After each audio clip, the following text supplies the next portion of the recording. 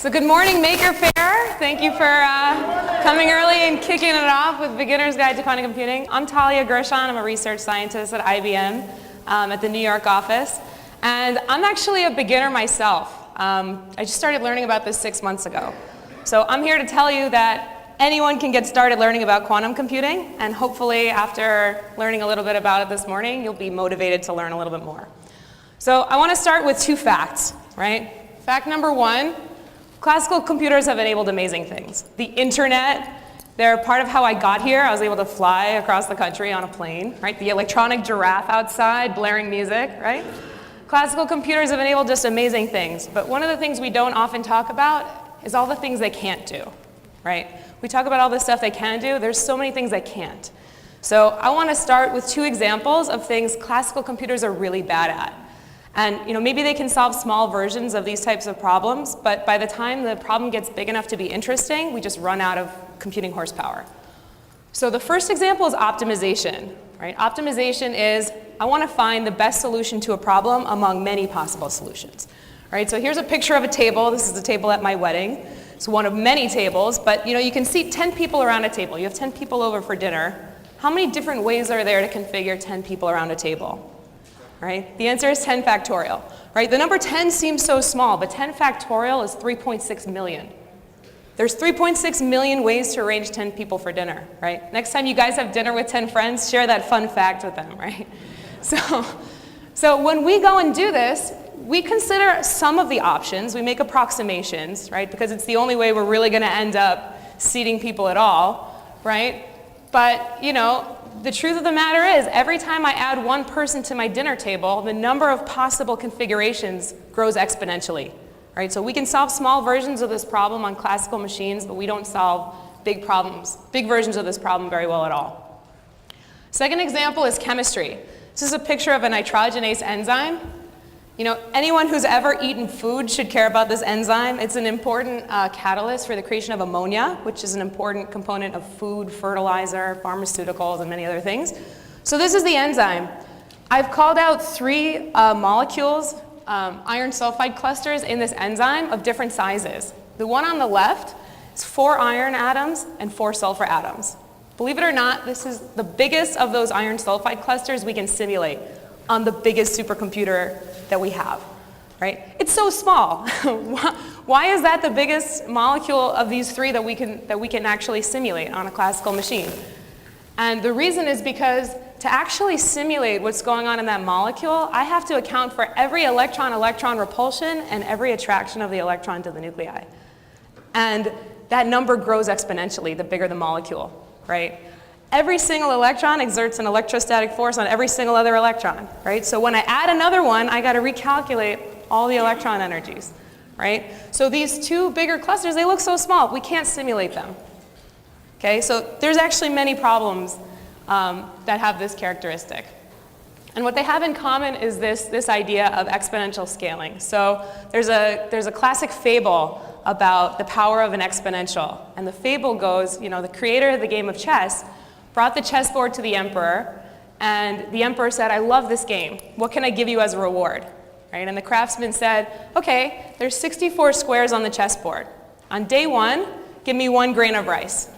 And every day after that, double the number of grains of rice I get. Right? So on the first day, the emperor gives him 1 grain of rice. The next day, 2. The next day, 4. The next day, 8. And after a week, he had a teaspoonful of rice. But after a month, he had the rice production of a small country. And after the full 64 squares, it was Mount Everest of rice, right? So it grows really fast. The number 64 doesn't sound that big, but 2 to the 64 is an enormous number.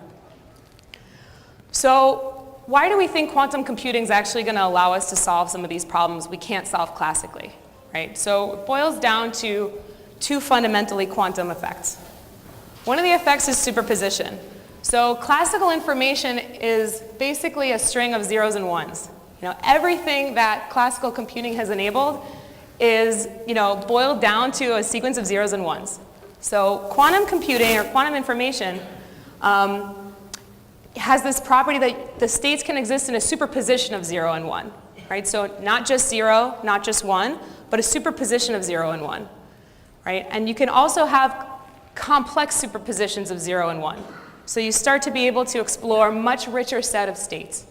So if 1 qubit can be in a superposition of 2 states, then 2 qubits can be in a superposition of 4 states, and 3 qubits can be in a superposition of 8 states.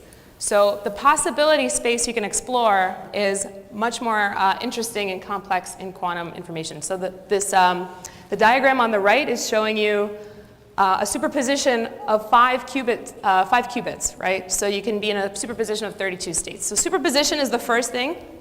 The second thing is entanglement. This idea of entanglement is, okay, I've got 2 qubits and I'm entangling them together. So measuring the first qubit can tell me something about what will happen when I measure the second qubit. Okay, so entanglement is the second property that gives quantum information a really unique difference.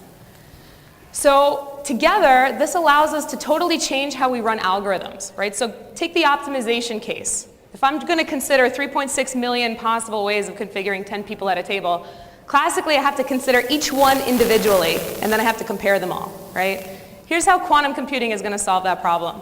You take your qubits, you go into a superposition of all the possible states, all the possible configurations, and then when you encode the problem into your quantum computer, you're applying a phase on each of the states. The phase is, that kind of axis towards the center of that sphere you saw in the previous chart. You encode a phase on each of the states. And when waves are in phase, the amplitudes add. And when waves are out of phase, they cancel, right? So when you have noise-canceling headphones, what you're doing is you're creating noise that's exactly out of phase with the noise you're trying to cancel, right? So in quantum computing, you're going to go into a superposition of all these states. When you encode the problem onto the machine, you're applying a phase on each of the states. And then you're using interference. And you amplify some answers, and you cancel other answers. Eventually, you arrive at the solution. So it's just totally different, right? You just got to completely rethink how we're going to solve these problems, and that's kind of how quantum's going to do it. So it's obvious why the number of qubits matter, right? If I have 1 qubit, I can be in 2 states, and the more qubits I can be in a superposition of 2 to the n states. But another important factor is this error rate, right? I have to be able to control what's going on in the qubits. If I have really high errors and all of my operations don't work out as I expect them to, then that's not going to really work. So we're promoting a new metric called quantum volume, where we're saying, okay, if you increase the number of qubits, you can get to higher computational power, but not if you have really high error rates. So we have to both move towards lower error rates and higher qubit count, okay? So how do you actually build a quantum computer, right? This is how it should work theoretically. How do you actually go and do this in real life? So first of all, you have to have qubits that work in such a way that you can harness quantum mechanics. So we build basically artificial atoms. Atoms behave quantum mechanically. We build an artificial atom, and we make it out of a superconducting Josephson junction coupled to a microwave resonator. Okay, so this is what it actually looks like on the chip. You have these squares that are your qubits, and these squiggly lines are your microwave resonators, and inside of the qubit is a superconducting Josephson junction.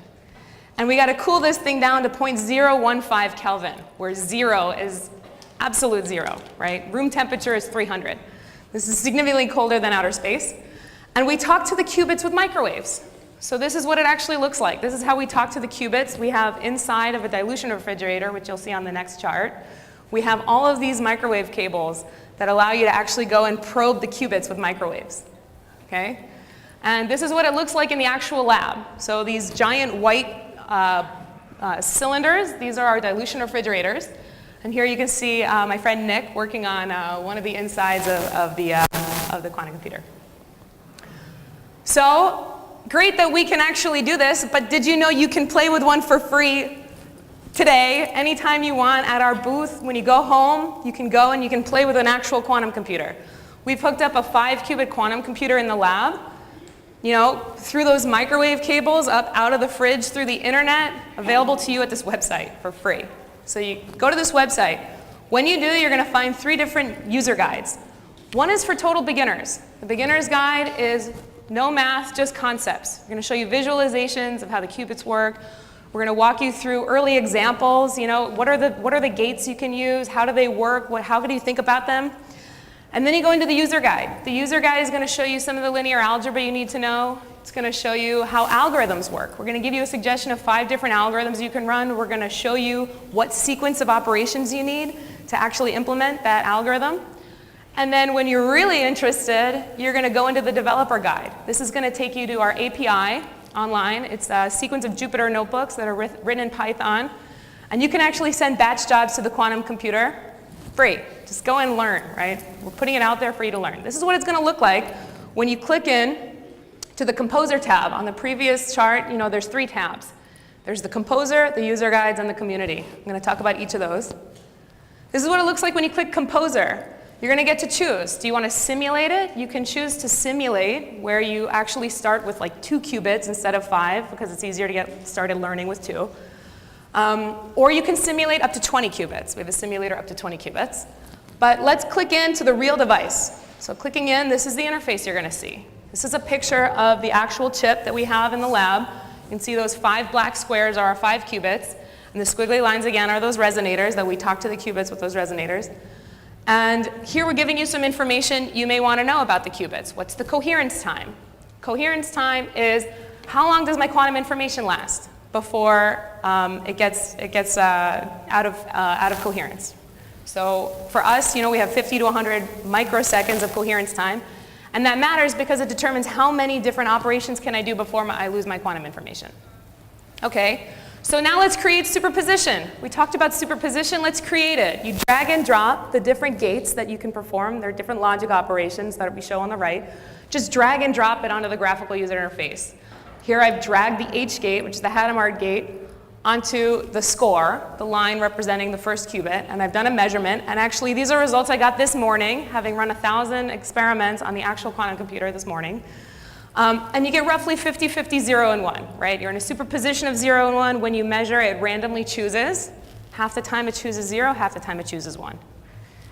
If I'm in a superposition, if I've got 2 qubits in superposition, then I have 4 different possible outcomes: 0, 0, 0, 1, 1, 0, 1, 1. So if I measure it 1,000 times, I get a distribution of each of those possible outcomes.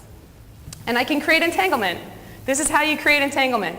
You put your H gate, and then you apply an entanglement gate. This is a C0. What it says, if I measure the qubit to be 0, don't do anything. If I measure the qubit to be 1, flip the second qubit to 1. So this is called a Bell state, and this is an entangled pair of qubits. So you guys can actually go in and create entanglement on a real device in our lab in New York through the internet, which I think is pretty cool. Okay, so now once you get through the beginner's guide and you're really keen, go into the full user guide. This is showing you some of the algorithms that we are enabling you to learn about through the full user guide.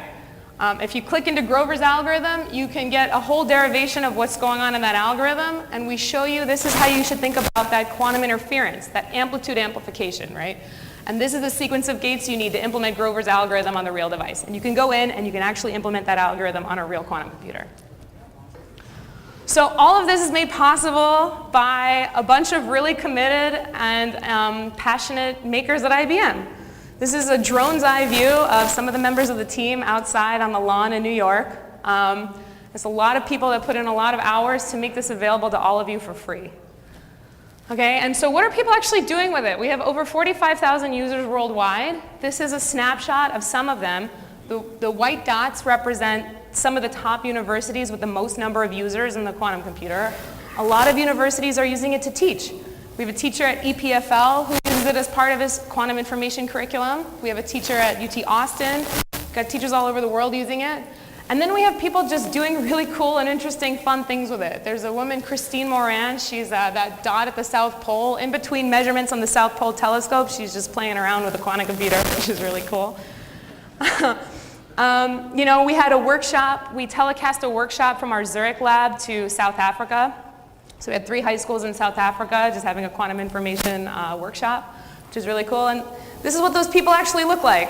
We had, there's Christine in the bottom right at the South Pole. This is the students at the workshop in South Africa. Every summer, starting last summer, so I guess it's only the 2nd year in a row, the University of Waterloo runs a quantum information workshop for their undergraduates. There's a woman, Emily, who, she has a YouTube video. I found her on YouTube. She's talking about what it felt like to actually run the algorithms on a real piece of quantum hardware for the first time. She'd been learning about it in a classroom. She actually got to run it on a real quantum device, which, she talks about being kind of an awesome experience for her. So people are actually using this thing for research. There's been 17, I think at this point, 17 research papers that have been published where someone validates their algorithm on an actual quantum device in a lab. People have made games. There's a guy who created a game called Quantum Battleships, you know? And you actually run the game on the actual processor. So, you know, he's got a blog about it. He walks you through how to actually program a game, how he programmed the game. You know, I just think that's really cool, and people are having fun, right? So the third tab that I mentioned was the community tab. So, you know, in the community, people are asking questions, and people in our research team are answering them, right? So, what is a CNOT gate? How do I think about that from a mathematical point of view? How come when I have this sequence of gates, it doesn't match between experiment and theory? And a lot of the time, you know, because not every gate has perfect accuracy, if you apply too many in a row, then the answer starts to look more randomized because the errors add up. But then, you know, any community is made up of people who like each other and they like to, you know, joke around and have a good time. So that, you know, some of the posts are like, what's your best quantum pun? So, you know, they suggest a couple of drinks like gin entanglement, which I love.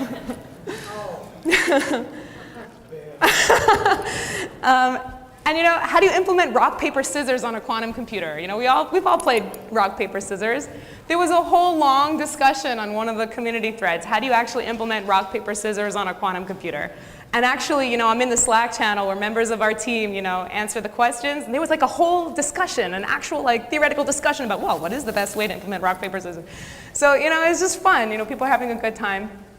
And as of last week, we put a 16-qubit device online for beta users. So this is the most advanced public quantum computer available anywhere, and it's free. And if you want to sign up as a beta user, you can just go in and sign up. And you know, we also had an announcement where we doubled our quantum volume. So not only did we announce 16 qubits, we have another device with double the quantum volume. And there's a picture of Katie in New York in Times Square next to one of our quantum computers. So I encourage all of you to visit our booth. We have a booth in Building 2. You can come and learn. We have at least 2 different demos that explain to you how does a qubit work. We have a gyroscope, you know, that's supposed to be able to show you how to think about, you know, mapping a gyroscope onto this thing called a Bloch sphere that you'll learn about in our beginner's guide. And we'll show you a demo of the experience, right? You can go in and you've got that 5-qubit interface. We've got it up at the booth. You can drag and drop gates. You can create entanglement in a real device online. And we've actually hooked up also some LEDs so that you can actually visualize the results of your experiments. You can run it a bunch of times and see how that quantum randomness, that arbitrary measurement of 0 and 1, if you're in a superposition, how does that actually look when you run it and you show the results with some LEDs. So I've shown you a bunch of stuff that we've made, and what I'd like is for all of you to go off and make something. You know, we've opened up this quantum computer, done it for a few reasons. One of the reasons is we love to know what you want to do with it. What are the things you guys want to do with it, right? We encourage all of you to go off and make something and share your ideas with us. And you know, we'd love to hear about it. So thank you all for your attention.